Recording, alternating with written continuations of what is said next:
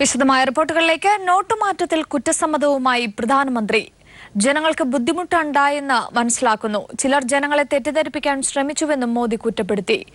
മൻ കി ബാത്തിലൂടെയാണ് മോദിയുടെ കുറ്റസമ്മതം. 50 ദിവസങ്ങൾക്കുള്ളിൽ പ്രതിസന്ധിക്ക് പരിഹാരമുണ്ടാകുമെന്നും മോദി പറഞ്ഞു. നവംബർ 8-ന് ടെലിവിഷനിലൂടെ രാജ്യത്തെ അഭിസംബോധന ചെയ്തുകൊണ്ട് നോട്ട് പിൻവലിക്കൽ വിവരം അറിയിച്ച പ്രധാനമന്ത്രി ഇപ്പോൾ പ്രതിവാര റേഡിയോ പരിപാടിയായ മൻ കി ബാത്തിലൂടെയാണ് കുറ്റസമ്മതം നടത്തിയിരിക്കുന്നത്. തീരുമാനം ജനങ്ങൾക്ക് ബുദ്ധിമുട്ടുണ്ടാക്കി, ഇത് തിരിച്ചറിയുന്നു. 50 ദിവസത്തിനുള്ളിൽ തന്നെ പ്രശ്നങ്ങൾക്ക് പരിഹാരമുണ്ടാകും. ജനങ്ങളെ ചിലർ തെറ്റിദ്ധരിപ്പിക്കുകയാണെന്നും പ്രധാനമന്ത്രി മൻ കി ബാത്തിലൂടെ പറഞ്ഞു. നോട്ട് പിൻവലിക്കലിലൂടെ ജനജീവിതം ദുരിതപൂർണമായ സാഹചര്യത്തിലാണ് 20 ദിവസത്തിന് ശേഷമുള്ള പ്രധാനമന്ത്രിയുടെ കുറ്റസമ്മതം. കള്ളപ്പണക്കാരെ തുരത്താൻ ലക്ഷ്യമിട്ടെടുത്ത തീരുമാനമായിരുന്നു നോട്ട് പിൻവലിക്കലെന്ന് നരേന്ദ്രമോദിയും BJPയും ആവർത്തിക്കുമ്പോഴും ബുദ്ധിമുട്ടിലായത് രാജ്യത്തെ സാധാരണക്കാരാണ്. പാർലമെന്റിനെ പോലും അഭിമുഖീകരിക്കാതെ റേഡിയോയിലൂടെ നടത്തിയ പ്രധാനമന്ത്രിയുടെ കുറ്റസമ്മതം പോലും ഭീരുത്വമായാണ് പ്രതിപക്ഷ പാർട്ടികൾ വിലയിരുത്തുന്നത്. News desk.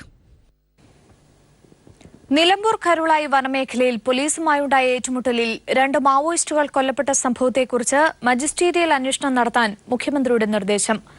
സംഭവത്തെക്കുറിച്ച് സമഗ്രമായ അന്വേഷണം നടത്തി റിപ്പോർട്ട് സമർപ്പിക്കാൻ പെരിന്തൽമണ്ണ സബ് കളക്ടറെ ചുമതലപ്പെടുത്തിക്കൊണ്ടാണ് മുഖ്യമന്ത്രി ഉത്തരവ് പുറപ്പെടുവിച്ചത്.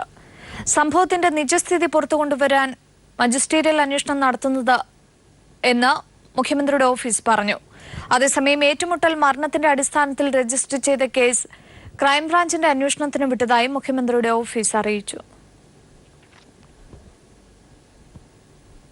സംസ്ഥാനത്ത് വൈദ്യുതി പ്രതിസന്ധി ഉണ്ടാവില്ലെന്ന് വൈദ്യുതി മന്ത്രി M. M. മണി. വേണ്ടിവന്നാൽ വൈദ്യുതി പുറത്തുനിന്ന് വാങ്ങും. മൂലമറ്റം പവർ ഹൌസിലെ ജനറേറ്ററുകൾ ഡിസംബർ 16-ന് മുമ്പ് പ്രവർത്തന സജ്ജമാക്കുമെന്നും മന്ത്രി പറഞ്ഞു. ലോഡ് ഷെഡിംഗ് ഒഴിവാക്കാൻ വേറെ വൈദ്യുതി വാങ്ങിയാണേലും ലോഡ് ഷെഡിംഗ് ഒഴിവാക്കണമെന്ന നിലയിലാണ് നിർദ്ദേശം കൊടുത്തിരിക്കുന്നത്. അതിനുള്ള ആലോചനയാണ്. അതിന് നേരത്തെ തന്നെ ഇതിന് മുന്നൊരുക്കം എന്ന നിലയിൽ വൈദ്യുതി ആവശ്യമെന്ന് വാങ്ങാനുള്ള സംവിധാനമെല്ലാം ഉണ്ടാക്കിയിട്ടുണ്ട്. അത് ഉപയോഗിക്കണം. ഞാൻ CMOയായിട്ട് മുഖ്യമന്ത്രിയായി സംസാരിച്ചു. എന്നോട് ബോർഡിന്റെ ഉത്തരവാദികൾ എന്നെ വിളിച്ച് സംസാരിച്ചു. അതനുസരിച്ച് CMOയായി സംസാരിച്ചപ്പോൾ ലോഡ് ഷെഡിംഗ് ഒഴിവാക്കുക, ഇത് എത്രയും വേഗം മെയിൻ്റെനൻസ് ചെയ്ത് ഇതിന്റെ ജോലി പൂർത്തിയാക്കുക, 16-ാം തീയതിയോടുകൂടി ഇതിന്റെ പ്രവർത്തനത്തിന് പരിഹാരം ഉണ്ടാക്കാൻ കഴിയുമെന്നാണ്, ഒരു പുനർക്രമീകരണം ഉണ്ടാക്കാൻ കഴിയുമെന്നാണ് ബോർഡിന്റെ ആളുകൾ, ഉദ്യോഗസ്ഥന്മാർ, ഇതിന്റെ ഉത്തരവാദികളെല്ലാം ചിന്തിക്കുന്നതാണ്. അന്തരിച്ച ക്യൂബൻ വിപ്ലവ നേതാവ് ഫിദൽ കാസ്ട്രോയ്ക്ക് ലോകത്തിന്റെ ആദരാഞ്ജലി.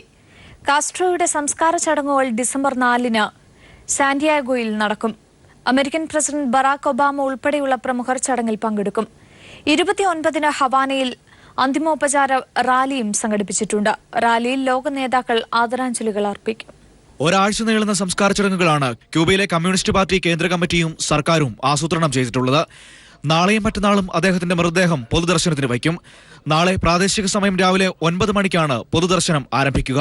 തലസ്ഥാനമായ ഹവാനയിലും മറ്റിടങ്ങളിലും പൊതുദർശനത്തിന് സൗകര്യമൊരുക്കിയിട്ടുണ്ട്. എല്ലാവർക്കും അന്തിമാഭിവാദ്യം അർപ്പിക്കാനും ദൃഢപ്രതിജ്ഞ ചെയ്യാനും പൊതുദർശന വേദിയിൽ സൗകര്യമുണ്ടാകും.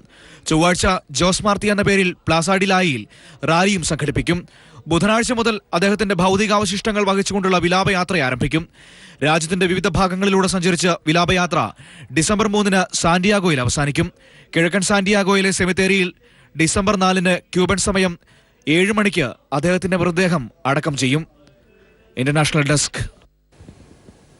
ക്യൂബൻ വിപ്ലവ നക്ഷത്രം ഫിദൽ കാസ്ട്രോയുടെ വേർപാടിൽ ലോക കമ്മ്യൂണിസ്റ്റ് രാജ്യങ്ങൾ അഗാധമായ ദുഃഖം രേഖപ്പെടുത്തി. അമേരിക്കൻ സാമ്രാജ്യത്വത്തെ പോലും വെല്ലുവിളിക്കുന്ന രീതിയിൽ കൊച്ചു ക്യൂബയെ ശക്തിപ്പെടുത്തിയ കാസ്ട്രോയുടെ മരണവാർത്തയിൽ ആഗോളതലത്തിൽ അനുശോചന പ്രവാഹമായിരുന്നു. അമേരിക്കൻ തീരത്തു നിന്നും 10 മൈൽ മാത്രം അകലെയുള്ള കൊച്ചു ക്യൂബയെ യാങ്കി സാമ്രാജ്യത്തെ പോലും വെല്ലുവിളിക്കാൻ പ്രാപ്തനാക്കിയത് ഫിദൽ കാസ്ട്രോ എന്ന വിപ്ലവ നക്ഷത്രമായിരുന്നു. സോഷ്യലിസം അല്ലെങ്കിൽ മരണമെന്ന് ഉറക്കെ പ്രഖ്യാപിച്ച കാസ്ട്രോ ലോക കമ്മ്യൂണിസ്റ്റ് രാജ്യങ്ങളുണ്ടാക്കിയ വിപ്ലവ പ്രതിധ്വനി ലോകമെങ്ങും അലയടിച്ചു. അതുകൊണ്ട് തന്നെ അദ്ദേഹത്തിന്റെ മരണവാർത്തയിൽ ആഗോള കമ്മ്യൂണിസ്റ്റ് രാജ്യങ്ങളും അഗാധമായ ദുഃഖമാണ് രേഖപ്പെടുത്തിയത്. കാസ്ട്രോ തന്റെ ദൗത്യം പൂർത്തിയാക്കി. സോഷ്യലിസത്തിനായി അദ്ദേഹം ജീവിതം മുഴുവൻ പോരാടി. അദ്ദേഹത്തെ ഓർത്ത് ക്യൂബൻ ജനതയ്ക്ക് അഭിമാനിക്കാം എന്നായിരുന്നു കമ്മ്യൂണിസ്റ്റ് രാജ്യമായ വെനസ്വലയുടെ പ്രസിഡന്റ് നിക്കോളാസ് മഡുറോ കാസ്ട്രോയെ അനുസ്മരിച്ചത്. Fidel, vuela tranquilo, vuela en paz, misión cumplida y aquí estamos nosotros. embraguetados con tu bandera, con la bandera de Chávez, para seguir cumpliendo la gran misión de la dignidad y de la independencia de nuestros pueblos. കാസ്ട്രോയുടെ വേർപാടിൽ Vietnam ജനതയും അഗാധമായ ദുഃഖം രേഖപ്പെടുത്തി. തങ്ങളുടെ വിപ്ലവ നേതാവിന് വിയറ്റ്നാമിലെ communist പാർട്ടികൾ റെഡ് സല്യൂട്ട് നൽകി.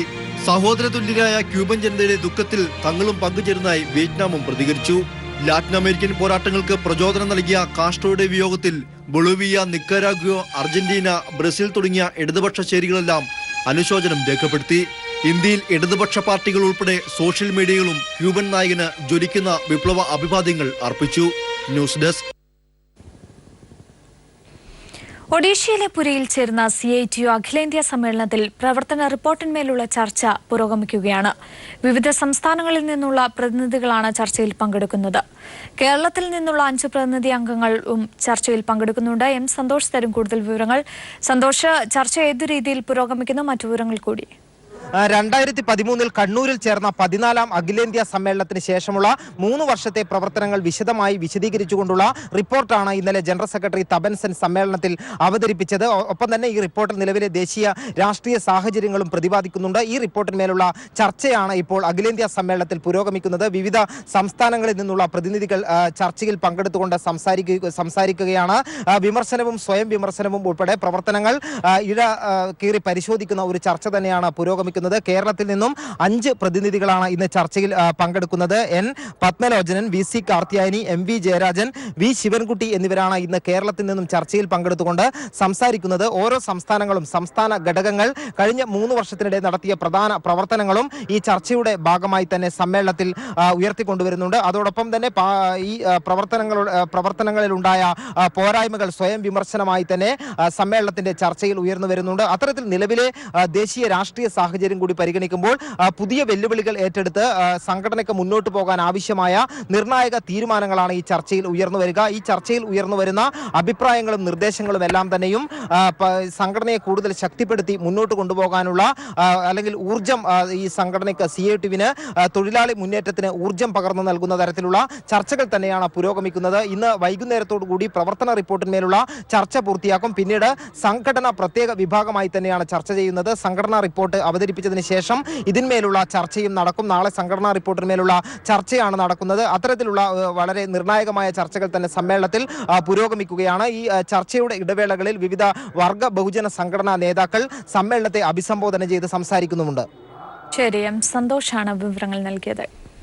നിലമ്പൂർ സംഭവത്തിന്റെ പശ്ചാത്തലത്തിൽ ശബരിമലയുടെ സുരക്ഷയും ശക്തമാക്കി. ശബരിമലയുടെ സുരക്ഷാ ചുമതലയുള്ള ADGP നിതിൻ അഗർവാൾ സുരക്ഷാ ഉദ്യോഗസ്ഥരുടെ യോഗം വിളിച്ചു ചേർത്തു.